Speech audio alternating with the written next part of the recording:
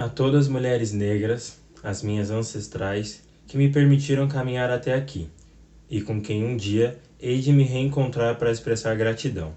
As presentes, que, cada uma ao seu modo, me possibilitaram, dentre outras coisas, escrever este livro. A todas vocês, que me deram a vida, o sustento, o apoio, o alento e o amor. A vocês, mulheres negras, com quem caminho lado a lado, aprendendo e dividindo a esperança de um mundo mais justo. Dentre todas, especialmente a minha mãe, Verônica. Fala, meu povo, vamos então aqui para o primeiro vídeo de conteúdo do canal. Vamos falar aqui sobre esta obra,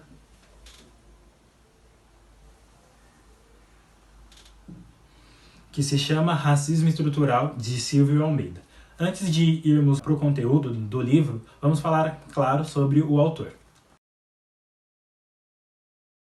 Doutor em Teoria Geral do Direito e Filosofia pela USP. Atualmente, ele leciona em 3 universidades. Ele é professor da Universidade Mackenzie, da Universidade FGV e da Duke, que fica nos Estados Unidos. Você sabe qual o significado da palavra raça? Bom, antes de chegarmos à sua definição, vamos falar de alguns conceitos de forma individual para então chegarmos à conclusão do seu significado. Começando pela etimologia. A palavra raça não tem um significado fixo, ou seja, ela muda no decorrer da história. Mesmo assim, podemos dizer que basicamente a palavra raça é usada para classificações. Primeiro, classificações de plantas, segundo, de animais e posteriormente do próprio ser humano.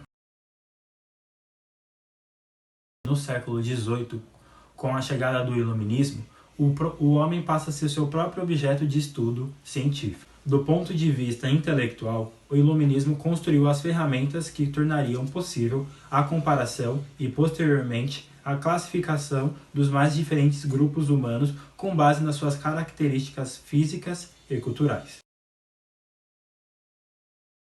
Podemos dizer que o racismo é uma forma sistemática de discriminação que tem a raça como fundamento e se manifesta por meio das práticas conscientes ou inconscientes que culminam em desvantagens ou privilégios para indivíduos a depender do grupo racial a qual eles pertençam.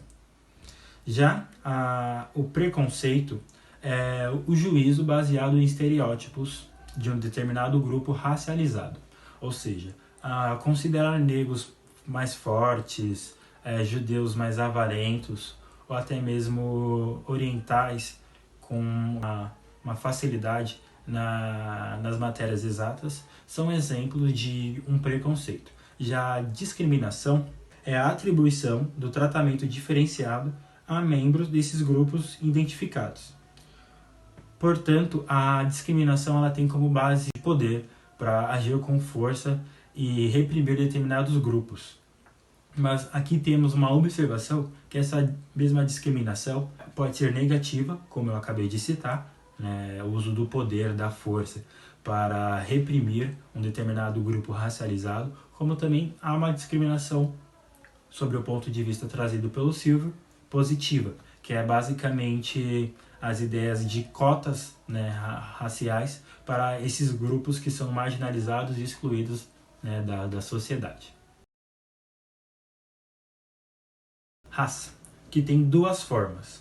A primeira é a característica biológica, então iremos classificar um determinado indivíduo por um traço físico, como por exemplo a cor da pele, e a segunda, que é a característica étnico-cultural, que vai tratar sobre uma geografia, sobre uma linguagem, sobre uma cultura, sobre, abre aspas, um modo de existir, e fecha aspas. A concepção individual. Nessa concepção, o racismo é visto através de uma irracionalidade. Então, um determinado indivíduo comete racismo porque ele pensa de uma forma irracional e que pode ser corrigida através do poder judiciário, das leis, prendendo esse determinado indivíduo.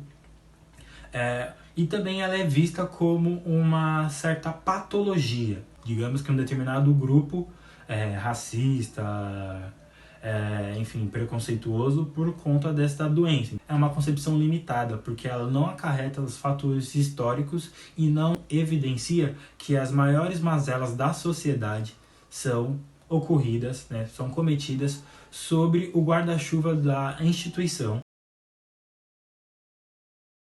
Ela demonstra que o racismo não seria a atitude de determinado indivíduo ou grupo ao outro determinado grupo, e sim que o racismo ele tem como base a relação institucional, que concede vantagens ou desvantagens a um determinado indivíduo com base na sua raça. Essa instituição ela depende, né, para manter ali uma paz social, da sua capacidade de absorver conflitos.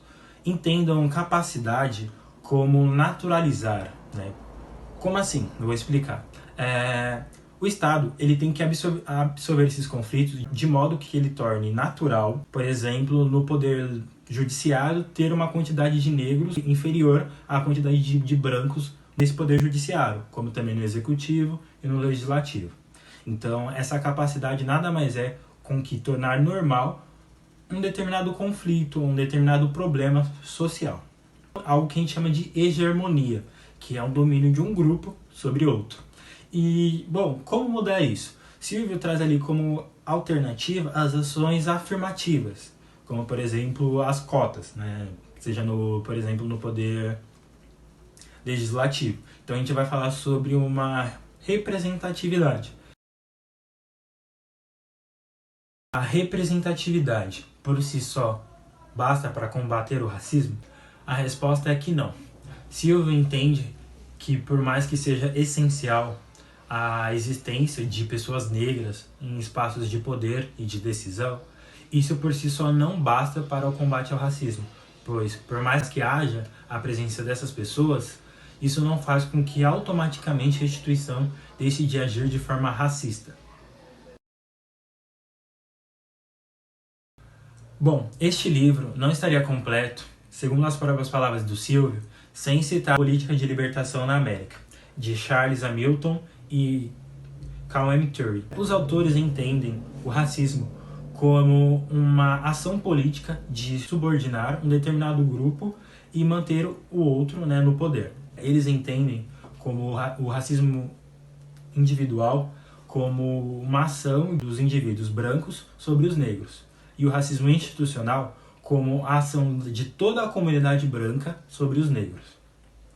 Tem também um caso prático que eles colocam em sua obra, muito importante, por isso vou até citá-lo.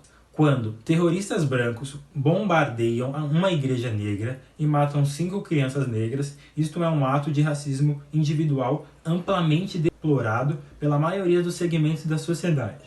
Mas, quando nessa mesma cidade de Birmingham, no Alabama, 500 bebês negros morrem a cada ano por falta de comida adequada, abrigos, instalações médicas, e outros milhares são destruídos e mutilados de forma física, emocional e intelectual por causa das suas condições de pobreza e discriminação na comunidade negra. Isso é uma função do racismo institucional.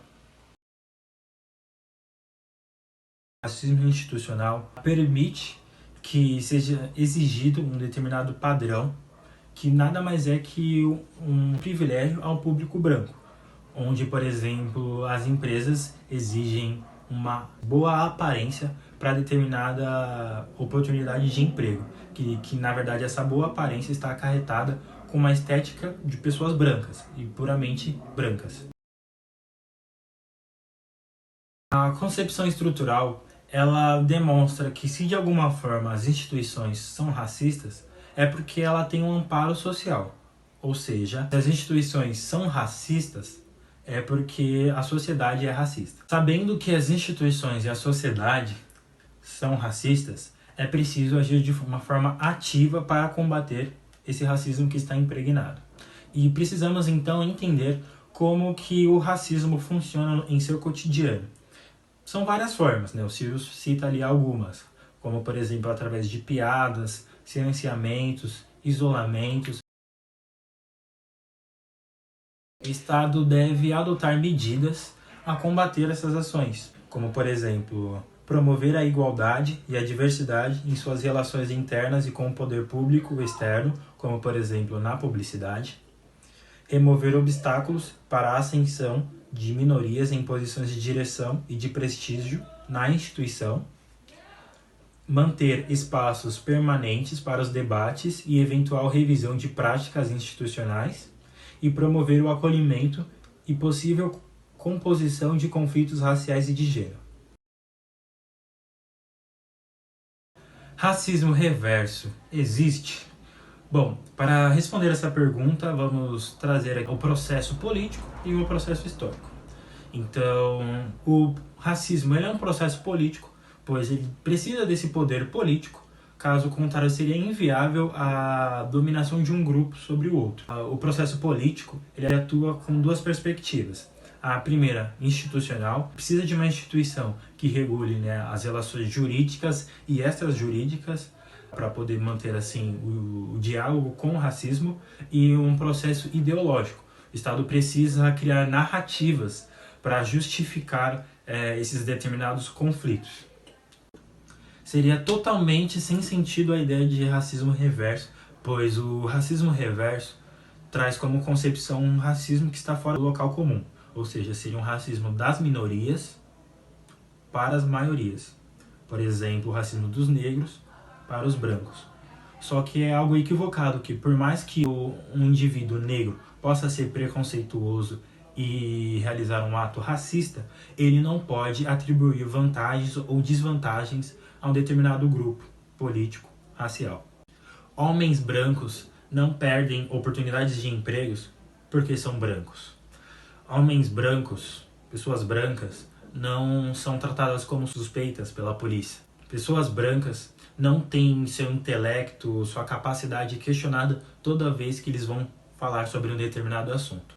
O racismo é um processo histórico. Por conta da sua formação estrutural, deriva de um processo histórico. Não dá para falar de racismo só enquanto processo político e econômico, porque cada formação social carrega uma história própria. Então é isso, pessoal. Ficamos por aqui. Este é o primeiro vídeo de uma série de 3. Nos próximos, então, nós daremos seguimento. Peço desculpas qualquer fala errada ou algum corte. Tá gravando? Tá gravando mesmo? Você ainda tá gravando? Não, mas pausa aí, meu.